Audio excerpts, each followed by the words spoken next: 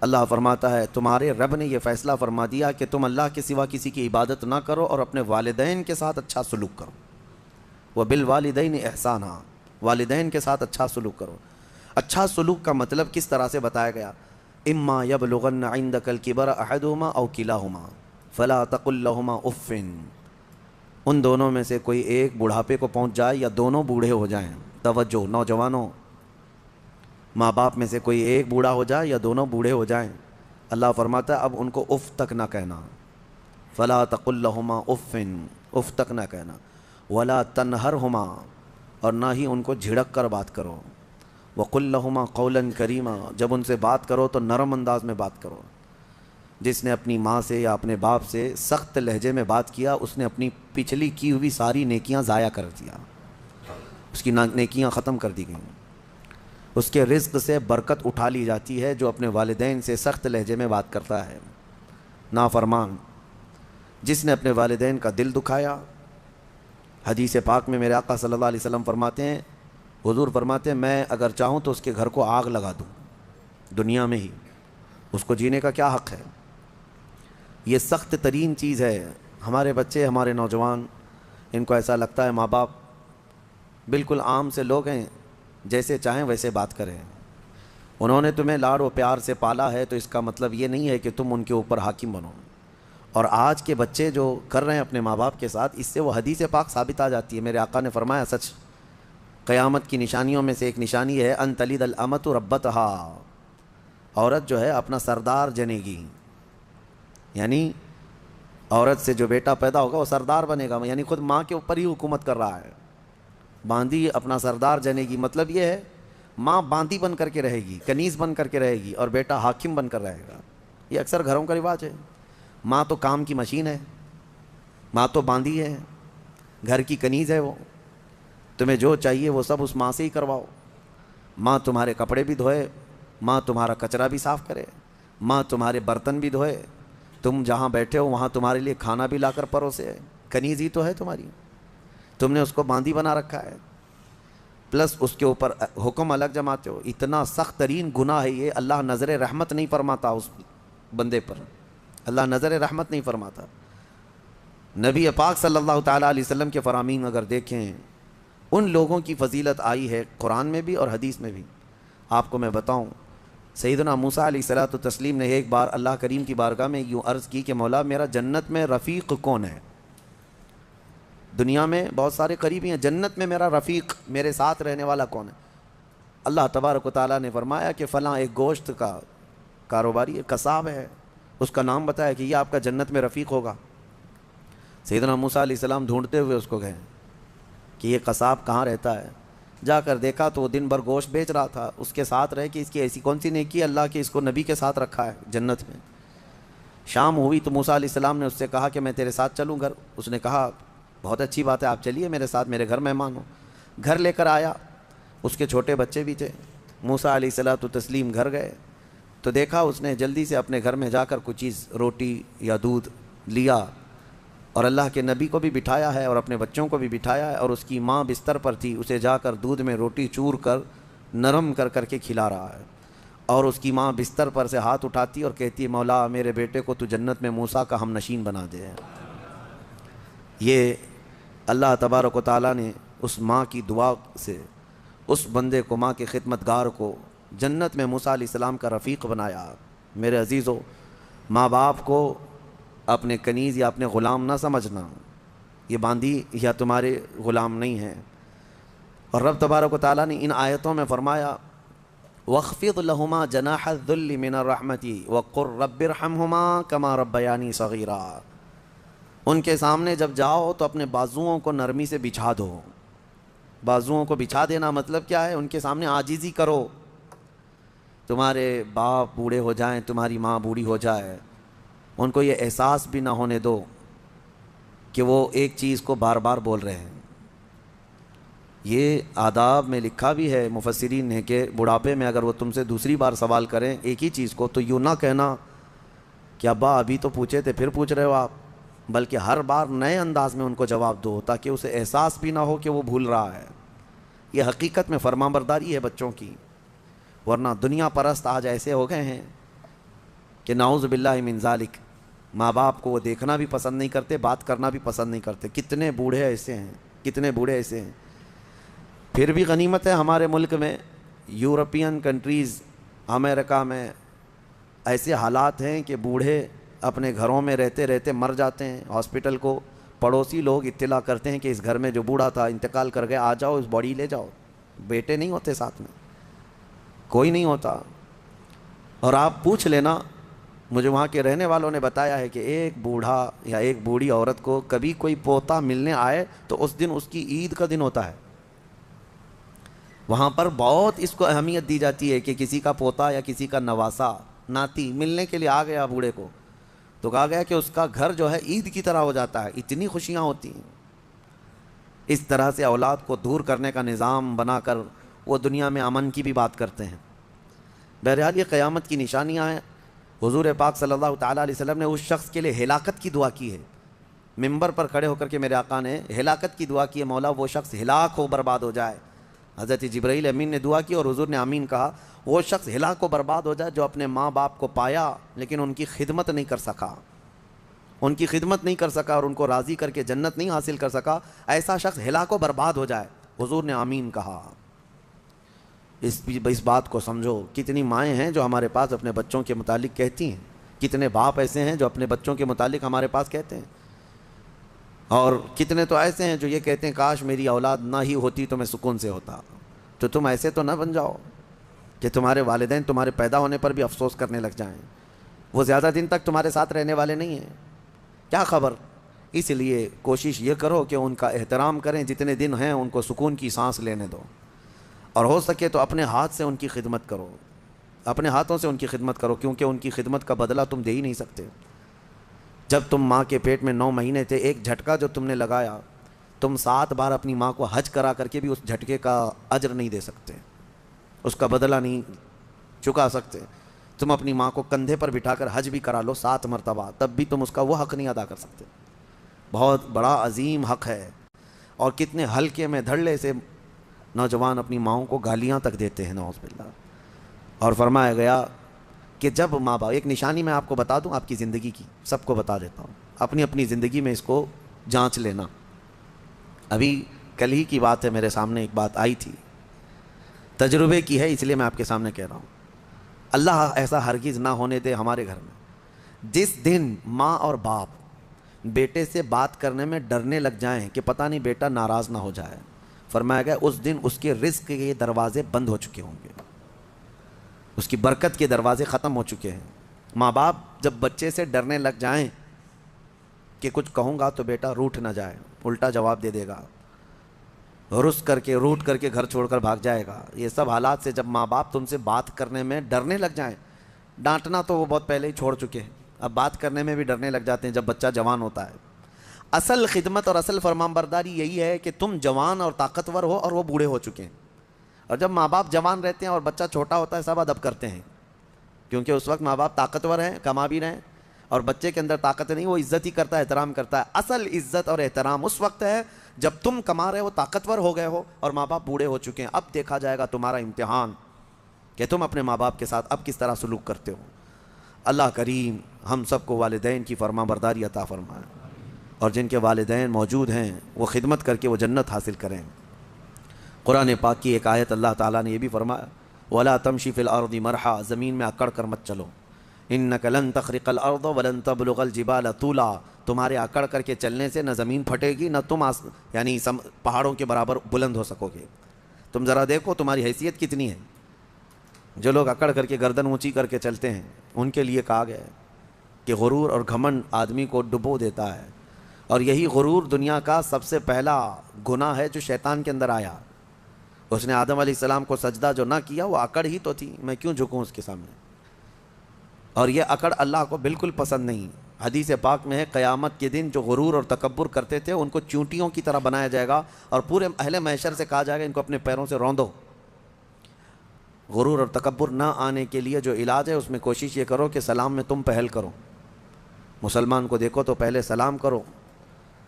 عاجزی آنے کا ایک راستہ ہے، غرور اور تکبر کو ختم کرنے کا ایک ذریعہ ہے. میرے آقا صلی اللہ علیہ وسلم نے فرمایا سلام کرو ہر ایک کو. اور دوسری بات یہ ہے کہ نبی پاک صلی اللہ تعالیٰ علیہ وسلم نے یہ فرمایا کہ جو شخص یہ خواہش کرتا ہے کہ لوگ اس کے لیے کھڑے رہیں، جو خواہش کرتا ہے تو اس کے اندر یہ تکبر ہے۔ جو شخص یہ خواہش کرتا ہے کہ لوگ اس کے عزت کے لیے کھڑے رہیں، وہ اس کے اندر غرور ہے، تکبر ہے۔ ہاں، بغیر اس کی خواہش کے کوئی تعظیم کرتا ہے تو یہ اس پر قصور نہیں ہے۔ علماء کرام کا، اساتذہ کا، مشائخ کا ہم ادب کرتے ہیں، کھڑے ہوتے ہیں، لیکن ان کے حکم سے نہیں ہے، یہ ہم اپنی عاجزی کے ساتھ کھڑے ہوتے ہیں۔ یہ ادب ہر ایک کے دل میں ہے۔ ماں باپ آئے ہیں تو ہم کھڑے ہو جاتے ہیں۔ ماں باپ کے لیے کھڑا ہونا، مشائخ کے لیے کھڑا ہونا، یہ ایک مستحسن کام ہے۔ لیکن ہر آدمی اگر کوئی یہ سوچے کہ سارے دنیا میرے لیے کھڑی ہوتی رہے تو اس کے اندر یہ تکبر ہے، اس کے اندر غرور ہے، یہ گھمنڈ ہے۔ اللہ تعالیٰ ایسی چیزوں سے محفوظ فرمائے۔ میں سورہ کہف کو عرض کرتا ہوں کیونکہ بہت فضیلت والی سورہ آج ہم نے تلاوت کی ہے۔ بالکل بیچوں بیچ میں یہ سورہ آئی ہے قرآن پاک کے، سورۃ الکہف۔ اس کی فضیلت یہ ہے کہ نبی پاک صلی اللہ علیہ وسلم نے فرمایا جو اس کو شب جمعہ پڑھے گا، یعنی جمعہ کے دن یا مغرب سے لے کر کے جمعرات کا دن جب ختم ہو جاتا ہے، مغرب سے جمعہ کا دن شروع ہوتا ہے، دوسری مغرب آنے تک جو سورہ کہف کی تلاوت کرے گا، اس کے جہاں تلاوت کر رہا ہے وہاں سے لے کر خانہ کعبہ تک اللہ ایک نور پیدا فرمائے گا۔ اور بھی بہت ساری فضیلتیں کنز العمال میں آئی ہیں۔ فرمایا کہ جو سورہ کہف پڑھے گا اللہ اسے 3 دن تک ہر طرح کے گناہوں سے بچا لے گا، اور پھر کنٹینیو کرتا رہے۔ اور میرے آقا صلی اللہ علیہ وسلم کی ایک حدیث یہ بھی ہے کہ جو سورہ کہف کی شروع کی 10 آیتیں ہیں، ایک پیج میں پوری 10 آیتیں ہیں، جو یاد کر لے گا، دنیا کا سب سے بڑا فتنہ دجال جب آئے گا اللہ اس کو اس فتنے سے محفوظ فرمائے گا۔ وہ دجال کے فتنے سے محفوظ رہے گا، ورنہ دجال کا فتنہ بہت سخت ترین ہوگا۔ یہاں باباؤں کے فتنے سے لوگ نہیں بچ رہے ہیں۔ کوئی چمتکاری بابا آ جائے تو سب اس کے سامنے بھیڑ لگا دیتے ہیں۔ دجال تو مردے کو زندہ کر کے دکھائے گا، بارش بھی برسا کے دکھائے گا۔ ہاں، دجال خالی چٹی نکال کے نہیں دکھائے گا، ہاں وہ گھاس بھی اگا کر دکھائے گا، سبزے بھی نکالے گا، بہت ساری چیزیں ایسے عجوبے کر کے دکھائے گا۔ لیکن بہت لوگ اس کے پیچھے اندھا دھند بھاگنے لگ جائیں گے کہ ہمارا خدا اتر پڑا۔ صرف ایمان والے جن کو اللہ بچانا چاہے وہ اس کے فتنے سے محفوظ رہیں گے۔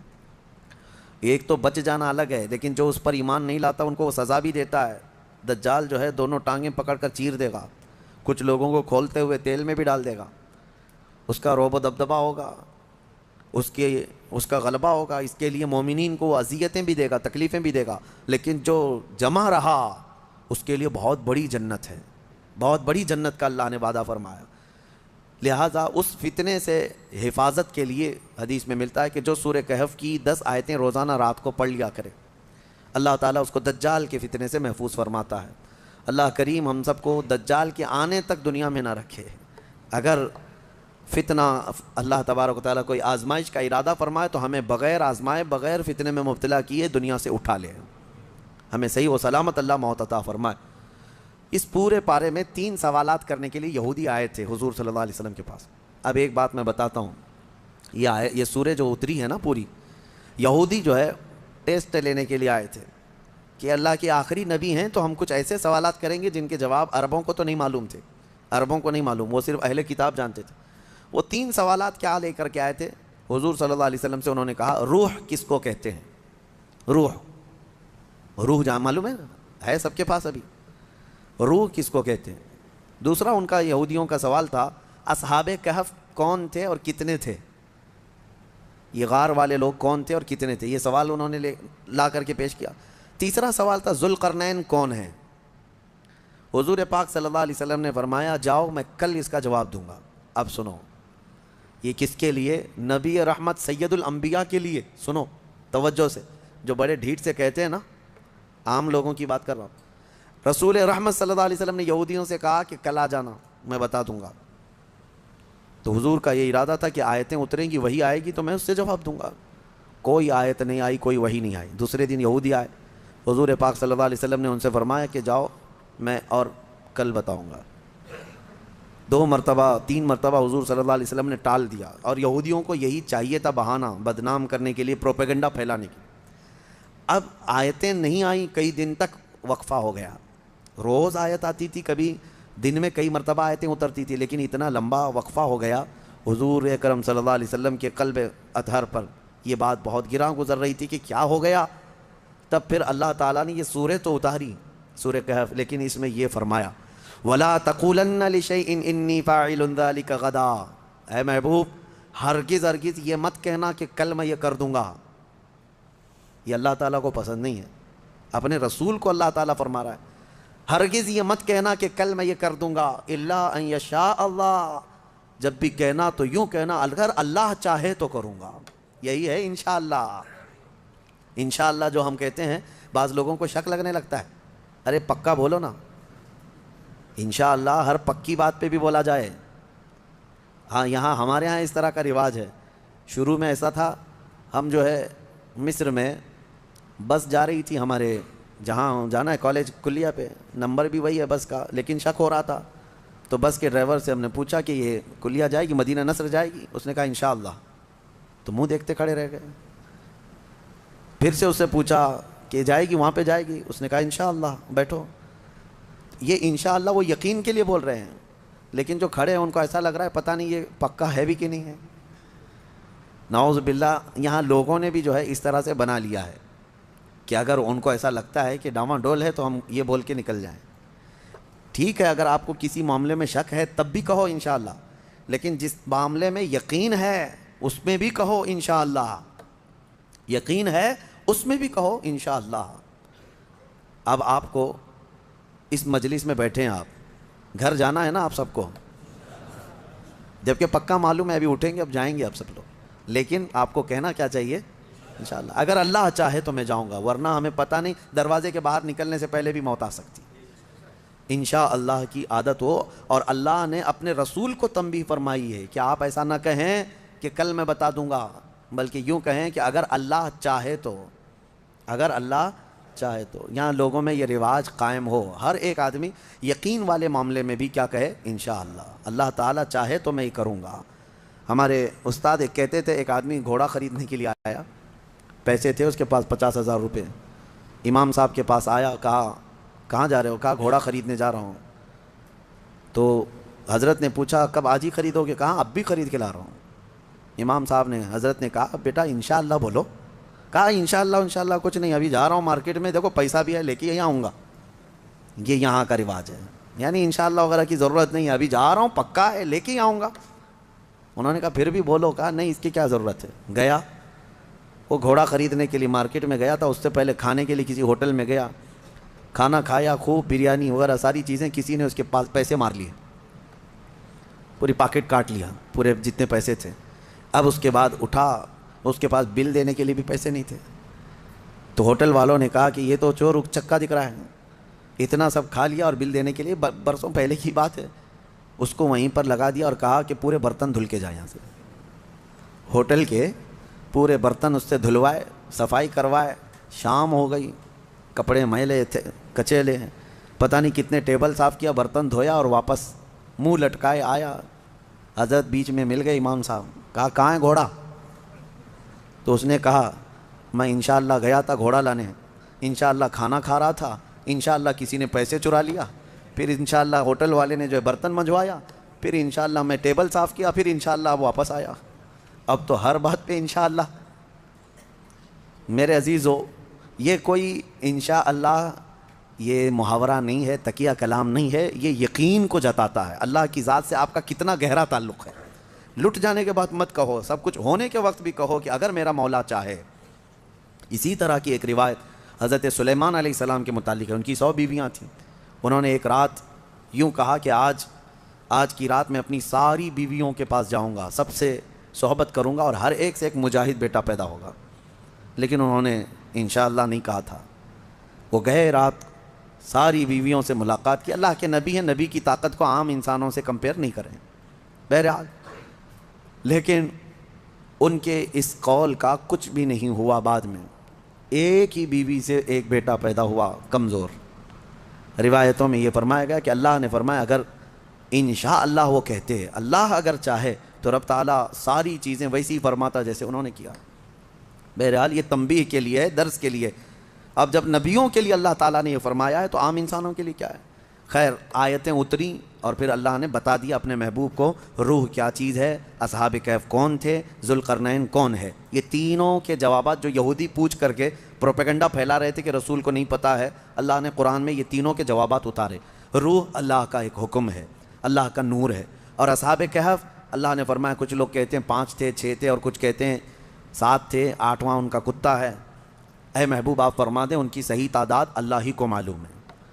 7 لوگ تھے نوجوان، اور ذوالقرنین ان کے بارے میں پھر میں بتاؤں گا۔ اصحاب کہف کے بارے میں مختصر سی بات بتا دیتا ہوں۔ ایک بادشاہ تھا دقیانوس، وہ بادشاہ مرتد اس طرح کہ وہ آخرت کا بھی انکار کر رہا تھا اور وہ اپنا ایک الگ دھرم چلا رہا تھا۔ عیسیٰ علیہ السلام کا دین پرانا ہو گیا، یعنی عیسیٰ علیہ السلام کے دین میں ہی یہ چیزیں ہو رہی تھی، تو وہ اس زمانے میں سب لوگ بت پرستی میں اور خدا کے انکار میں مبتلا تھے۔ تو 6-7 لوگ ایسے تھے جو بادشاہ کے سپاہیوں میں تھے یا وزیروں میں تھے یا الگ الگ تھے۔ یہ لوگ پوشیدہ طور پر اللہ ہی کی ذات پر یقین رکھتے تھے، ایمان رکھتے تھے، لیکن یہ ظاہر نہیں کر رہے تھے کہ ان کے بادشاہ مار ڈالے گا۔ لیکن کب تک اس طرح چھپ کر کے رہیں؟ تو یہ 7 لوگ یا 8 لوگ جتنی ان کی تعداد تھی، ایک جگہ یہ لوگ مل لیا اور کہا کہ ہم یہ شہر چھوڑ کر بادشاہ کی سلطنت سے دور چلے جاتے ہیں تاکہ ہمیں ہمارے دین پر آسانی سے عمل کا موقع ملے۔ وہ سب بادشاہ کو چھوڑ کر کے اچانک ایک دن رات کو طے کر کے نکلے۔ راستے میں ایک کتا ان کے ساتھ ہو گیا۔ انہوں نے کتے کو کہا کہ یہ کتا کہیں بھوکے گا تو ہم کو پکڑوا دے گا، اس کو چھوڑ دو۔ تو کتے نے فصیح زبان میں کہنا شروع کیا کہ میں بھونک کر پکڑوانے کے لیے نہیں بلکہ میں تمہاری حفاظت کے لیے ساتھ چل رہا ہوں۔ اللہ نے اسے زبان دی، یہ واقعہ موجود ہے۔ جب وہ لوگ نکلے بہت دور، آبادی سے بہت دور نکلے، اور ایک غار میں جا کر کے انہوں نے آرام کی غرض سے پناہ لی، گئے اور سوئے۔ اب رب تعالیٰ فرماتا ہے فَضَرَبْنَا عَلَىٰ آذَانِهِمْ فِي الْكَهْفِ سِنِينَ عَدَدًا، ہم نے ان پر ایک لمبے سالوں تک نیند طاری کر دی۔ وہ سوئے تو سوتے رہ گئے۔ اب ہوا یہ کہ بادشاہ کو دوسرے دن کسی نے شکایت کی کہ 7 لوگ آپ کے وزیروں میں سے، سپاہیوں میں سے ایسے ہیں جو آپ کے دین پر نہیں، وہ اللہ پر ایمان رکھتے اور وہ شہر چھوڑ کر چلے گئے۔ بادشاہ نے ان کی تلاش جاری کروائی، کہاں ہیں ڈھونڈو۔ جب تلاش جاری ہوئی تو ایک چرواہے نے بتایا کہ ایک جگہ سے میں ان کو گزرتے ہوئے دیکھا، اس غار میں گئے۔ بادشاہ اپنے سپاہیوں کو حکم دیا کہ جاؤ اس غار میں دیکھو۔ دیکھا تو کچھ لوگ سوئے ہوئے تھے۔ بادشاہ نے کہا ان کی سزا یہ ہے کہ ان کے غار کے منہ پر دیوار بنا دو، ان کی قبر یہی ہو جائے، یہ باہر یہاں سے نہ نکل سکے۔ اس غار کے منہ کو دیوار چڑھا کر بند کر دیا گیا۔ یہ سزا تھی بادشاہ کی طرف سے کہ وہ میرے دین سے نکلے ہوئے لوگ ہیں۔ خیر سارے لوگ چلے گئے تو ایک چرواہے نے وہاں پر جو موجود تھا اس نے ان کی پوری تاریخ، ان کے نام لکھ دیے، یہ کون لوگ تھے، یہاں کیوں آئے تھے اور ان کے اوپر کیا سزا ہوئی۔ بات ہو گئی۔ یہ دقیانوس بادشاہ کا ظلم تھا، وہ لوگ چلے گئے۔ اب یہ لوگ سوتے رہے، قرآن میں ہے 309 سال تک سوتے رہے۔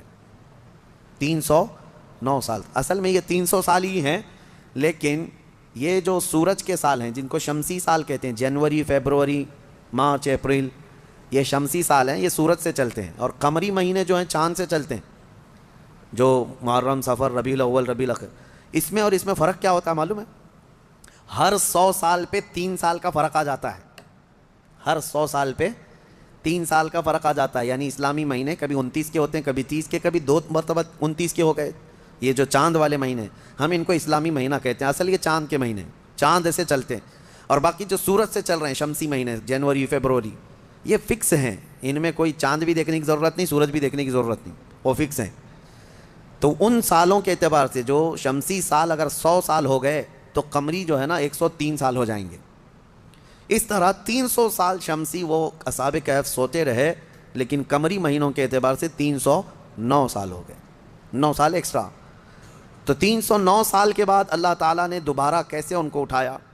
اب روایت میں یہ ہے کہ ایک بادشاہ آیا بیدروس، وہ اچھا بادشاہ تھا، منصف تھا، عادل تھا، ایمان والا تھا۔ اس نے اپنی قوم کو ہدایت دینے کی بہت کوشش کی، سمجھا رہا تھا کہ آخرت پر ایمان لاؤ، اللہ دوبارہ موت کے بعد اٹھانے والا ہے۔ لوگ انکار کرتے تھے کہ کچھ نہیں ہوتا، مرنے کے بعد جو ہے نا جیسے جلا کر کے راکھ کر دیے، استھیاں بہا دیا گنگا میں، اب کوئی آنے والا نہیں ہے۔ یہی عقیدہ تھا اس وقت بھی تھا کہ کوئی دوبارہ اٹھایا نہیں جائے گا۔ عجیب بات ہے، جلا کر راکھ کر کے دریا میں بہاتے ہیں اور کہتے ہیں کہ حساب کتاب کچھ نہیں ہوگا، لیکن پورن جنم کا عقیدہ رکھتے ہیں، نہیں دوسرے جنم میں چوہا بلی ہو کے پیدا ہو سکتا ہے، کتا بھی بن کے پیدا ہو سکتا ہے۔ اچھے گن کیا تھا تو کچھ اچھا بن کے پیدا ہوگا، اب برے گن کیا تھا تو دوسرے جنم میں پتہ نہیں کیا بن کے پیدا ہوگا۔ اب یہ جتنے حکومت میں بیٹھے ہم دیکھتے ہیں کیا بن کے پیدا ہوں گے ان کے حساب سے۔ ہمارا عقیدہ تو نہیں ہے، ہمارے ہاں ایک بار موت کے بعد دوبارہ قیامت کے دن ہی اٹھایا جائے گا، قیامت کے دن ہی دوبارہ اٹھایا جائے. اس کا انکار کر رہے تھے لوگ کہ دوبارہ اٹھایا نہیں جائے گا. تو بہدروس بادشاہ اللہ کی بارگاہ میں دعا کر رہا تھا, مولا کوئی ایسی نشانی بتا دے کہ جس نشانی کو دیکھ کر کے یہ قوم ایمان لے آئے. تو اس بادشاہ کی دعا پر اصحاب کہف جو 300 سال سے سو رہے تھے, اللہ نے ان کو دوبارہ اٹھایا. وہ اٹھے, انہوں نے آپس میں ایک دوسرے کو سوال کیا کہ ہم کتنے دن کب سے یہاں سو رہے ہیں. کسی ساتھی نے کہا صبح آئے تھے دوپہر ہو گئی ہیں. کسی نے کہا نہیں تھوڑا زیادہ سو لیے. بعد میں پھر انہوں نے اپنی نشانیاں دیکھی, ناخن بہت بڑے, بال الگ سے دکھ رہے ہیں. انہوں نے کہا کچھ تو معاملہ ہے, اللہ بہتر جانتا ہے ہم کتنے دن یہاں ٹھہرے رہے. ایمان والے تھے. ان ساتھیوں نے ایک اپنے ساتھی کو پیسے دے کر کے بازار بھیجا کہ بھوک بہت لگی ہے, کھانا لے آؤ.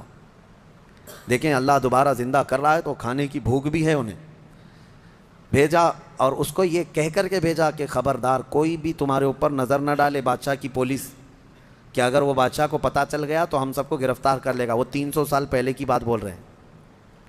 اس اپنے ساتھی کو بھیجا اور وہ چھپتے چھپتے شہر میں آیا اور کھانا لیا. کھانا لے کر کے اس نے پیسے دیا تو دکان والے نے دیکھا پیسے یہ کون سے 300 سال پہلے کے پیسے. ظاہر سی بات ہے حکومتیں بدلتی ہیں, سکے بدل جاتے ہیں. اس کی تو سب سے بہترین مثال ہمارے زمانے میں دیکھ لیا. آپ لوگوں کو تو یہ سب سمجھانے کی ضرورت نہیں, پرانی 500 کی نوٹ کہاں ہیں, 1000 کی نوٹ کہاں ہیں. حکومتیں جب چاہیں ڈی مونیٹائزیشن کرتی رہتی ہیں. بہرحال تو وہ سکے جو ہے دیکھ کر کے دکان والے نے پوچھا تھا اچھا وہ چاندی اور سونے کے ہوا کرتے تھے. پوچھا کہ یہ تمہارے ہاتھ کہاں سے آئے. کہا یہ میرے اپنے پیسے ہیں. دکان والا امانت دار تھا, اس نے دکان میں کھڑا کیا اور جا کے پولیس کو خبر کر دیا. پولیس کو خبر کر دیا اور کہا کہ میرے پاس ایک ایسا آدمی آیا ہے, لگتا ہے اس کے ہاتھ میں کوئی پرانا خزانہ ہاتھ میں آیا ہے, لہٰذا اسی لیے میں آ کر کے تم کو خبر دے رہا ہوں. اس زمانے کا کوئی بہترین ٹپر ہوگا وہ. جا کر کے پولیس کو پہلے سے ٹپ دے دیا. ہیں بہت سارے لوگ. اور مجھے تو افسوس اس بات کا ہوتا ہے کہ ہم پر یہ بلیم بھی کرتے ہیں کچھ بڑے لوگ کہ آپ کے محلے ٹپروں سے بھرے ہوئے ہیں. یعنی پولیس کو کہ مخبر جاسوس مسلمان محلوں میں بہت بھرے ہوئے ہیں. یہ سب دوسرے لوگ ہم سے کہتے بھی ہیں. خاص کئی لوگ اسی کام میں صبح و شام کر رہے ہیں. اب تو لوگوں کو شرم بھی نہیں آتی, فخر سے کالر چوڑا کر کے بولتے ہیں ہاں ٹپ دیتے ہیں. جاسوسی کرتے ہیں کس کی؟ مسلمانوں کی. اللہ انہیں ہدایت عطا فرمائے. تو وہ بیچارہ دکان والا پولیس کو جو جا کر کے خبر کر دیا, پولیس پوری آ گئی بادشاہ کی, لیکن کون سے؟ اب کے بادشاہ کی, بہدروس کی. یہ اصحاب کہف میں سے جو لے کے کھانا لینے آئے تھے ان کو پکڑ لیا. کہا کہ تمہارے پاس یہ پیسے کہاں سے آئے؟ کہا یہ میرے اپنے پیسے ہیں, میرے اور بھی ساتھی وہاں انتظار کر رہے ہیں. بادشاہ کے سامنے لے کر کے حاضری پیشی کر دی پولیس نے. بادشاہ نے پوچھا یہ کیا ہے, کہاں سے آئے ہو؟ انہوں نے اپنا واقعہ بتایا. اس کرسی پر آپ تو نہیں, کوئی اور تھا. یہاں ہم جب گئے تھے کوئی اور تھا, اب آپ آئے ہمیں معلوم نہیں ہے. ہم یہاں سے اپنا ایمان بچا کر گئے تھے, ہم سوئے غار میں اور بھوک لگی تو کھانے کے لیے آئے. بہدروس کو معلوم تھا کہ ایک دقیانوس بادشاہ کے ظلم سے کچھ لوگ شہر چھوڑ کر گئے تھے اور ان کے غار پر دیوار بنا کر ان کی قبر بنا دی گئی تھی. جیسے ہی بہدروس کو یہ پتہ چلا کہ ان میں سے کوئی آیا ہے, کرسی چھوڑ کر اٹھا اور کہا لے چلو مجھے تمہارے ساتھیوں کے پاس. بادشاہ اپنی فوج کے ساتھ نکل پڑا اس غار کے پاس جہاں یہ لوگ سوئے تھے. اب غار میں موجود دوسرے ساتھیوں نے دیکھا تو کہنے پکڑا گیا ہمارا ساتھی, دیکھو پوری پولیس کے ساتھ آ رہا ہے. لیکن جب بادشاہ آیا دیکھا ان اصحاب کہف کو, دیوار پر ان کی پوری تاریخ بھی موجود ہے اور یہ زندہ سلامت بیٹھے ہوئے ہیں. سارے بادشاہ کے ساتھ پوری قوم جتنی تھی سب کے سب اللہ کی بارگاہ میں سجدے میں گر گئے کہ ہم ایمان لاتے ہیں مولا تو قادر مطلق ہے. 300 سال کی نیند کے بعد کسی بھی انسان کو جب اٹھا سکتا ہے تو مرے ہوئے راکھ میں گئے ہوئے انسان کو بھی اٹھانے پر اللہ تو قدرت رکھتا ہے. بے شک مولا میرا قادر ہے. اور اسی لیے رب تعالیٰ نے قرآن میں فرمایا منہا خلقناکم وفیہا نعیدکم ومنہا نخرجکم تارۃ اخری. پتہ ہے یہ ہم دعا کہاں پڑھتے ہیں؟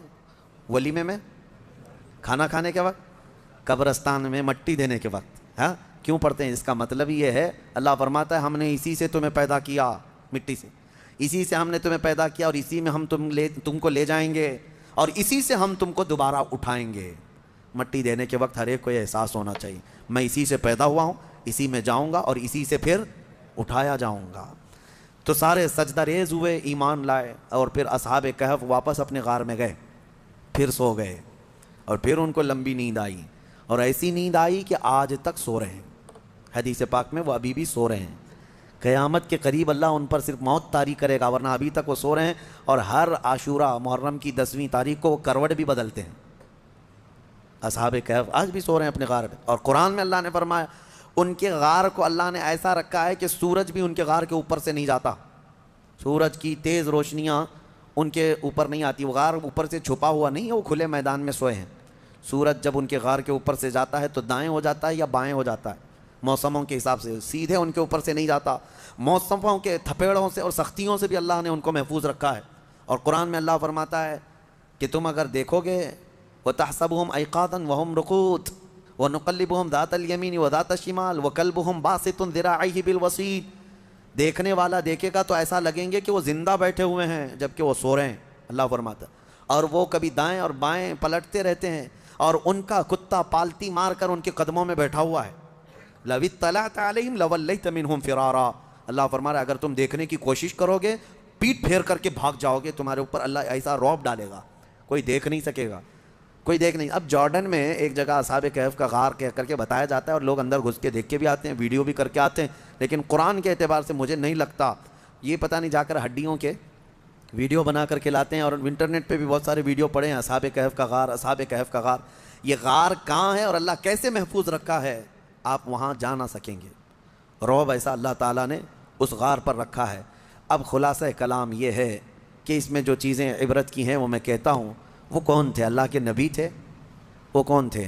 رسول تھے؟ فرشتے تھے؟ نہیں، اللہ فرماتا انہم فتیۃ آمنوا بربہم، بس وہ نوجوان تھے جو اپنے رب پر ایمان لائے تھے۔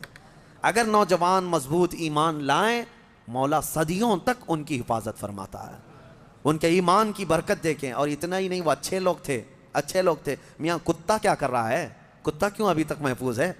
اور بلکہ بعض روایات میں ہے جانوروں کو تو قیامت کے دن ختم کر دیا جائے گا، ان کا معدوم کر دیے جائیں گے، یہ ان کے لیے جنت دوزخ نہیں ہے، لیکن اصحاب کہف کا کتا جنت میں جائے گا، کتا بھی جنت میں جائے گا۔ اس کی وجہ یہ ہے، فرمایا کہ کتا جنت میں جا رہا ہے، وجہ یہ ہے کہ اللہ والوں کے دامن سے لگا ہوا ہے، اللہ والوں کے ساتھ بیٹھا ہوا ہے۔ تو میں یہ پوچھتا ہوں، اللہ والے نیک بندوں کی معیت میں صحبت میں رہ کر کتا جنت میں جا سکتا ہے، تو تم امت محمدیہ اگر غوث پاک کی نسبت حاصل کرو، غریب نواز کی نسبت حاصل کرو، تو کیا اللہ تعالیٰ ان کے ساتھ تمہیں محشر میں جنت نہیں عطا کرے گا؟ اسی لیے بریلی کے امام نے اپنی نسبت پہ یوں فخر کیا تھا، اے سرکار غوث تجھ سے در، در سے سگ، اور سگ سے ہے مجھ کو نسبت، میری گردن میں بھی ہے دور کا ڈورا تیرا، اس نشانی کے جو سگ ہیں نہیں مارے جاتے۔ ہاں، جن کتوں کے گلے میں پٹا ہوتا ہے ان کو میونسپلٹی والے نہیں اٹھاتے ہیں، کیوں؟ وہ نشانی ہے کہ یہ کسی مالک کا کتا ہے۔ آوارہ جو ہے اسے انجیکشن مار کے چلے جاتے ہیں، ہاں، جو آوارہ کتا بھونکتے رہتے ہیں ان کو انجیکشن مارتے ہیں یا لے جا کر کے کہیں ویرانے میں چھوڑ دیتے ہیں۔ آپ کے یہاں میونسپلٹی کی گاڑی اب آتی ہے نہیں آتی پتہ نہیں، لیکن دیکھو بیلٹ والے کتے کو کوئی پکڑ کے دکھائے، ارے اب تو کتوں کے لیے بڑے قانون بنے ہوئے ہیں، ہمارے یہاں تو چھوڑیں، باہر ملکوں میں تو انسانوں سے زیادہ اہمیت جو ہے نا کتوں کے لیے ہے، ان کے لیے بہت اعلیٰ قسم کے قانون بنے، پارلیمنٹ میں بل پاس ہوئے ہیں کتوں کے لیے، جاپان وغیرہ میں۔ ہاں، کتے کو کچھ نہیں کہہ سکتے آپ، بلکہ ایک آدمی نے کیس کیا کسی کے اوپر کہ اس نے میرے ٹامی کو کتا کہا، اس نے حقارت سے کتا کہا، یہ ڈیفیمیشن کا کیس، مان ہانی۔ ہاں، جیسے ابھی پرائم منسٹر کو کسی نے کہا تو وہ اپنے حد کے عزت کا کیس کر لیے، اس طرح کتے والے نے کیس کیا کہ مجھ کو کتا کہا، اس کو کتا نہیں کہنا چاہیے بلکہ پاکیزہ اخلاق والا، ہاں بہت خوبصورت، یہ القاب سے کہا جائے، یہ کتوں کے لیے بنے ہوئے ہیں۔ میں یہ کہہ رہا ہوں میرے عزیزو، بات یہ ہے کہ اگر کتا نسبت حاصل کر لے تو وہ اصحاب کہف کے ساتھ جنت میں جاتا ہے۔ تو اعلیٰ حضرت فاضل بریلوی نے یہی فرمایا، اس نشانی کے جو سگ ہیں نہیں مارے جاتے، حشر تک میرے گلے میں رہے یا غوث پٹا تیرا، حشر تک میرے گلے میں رہے پٹا تیرا۔ اللہ تعالیٰ ان اولیاء کی نسبت ہمارے گردنوں میں قائم و دائم رکھے، اور مولا کریم ہمیں سنی صحیح العقیدہ زندگی عطا کرے، اور اہل سنت و جماعت پر خاتمہ بالخیر فرمائے۔ وآخر دعوانا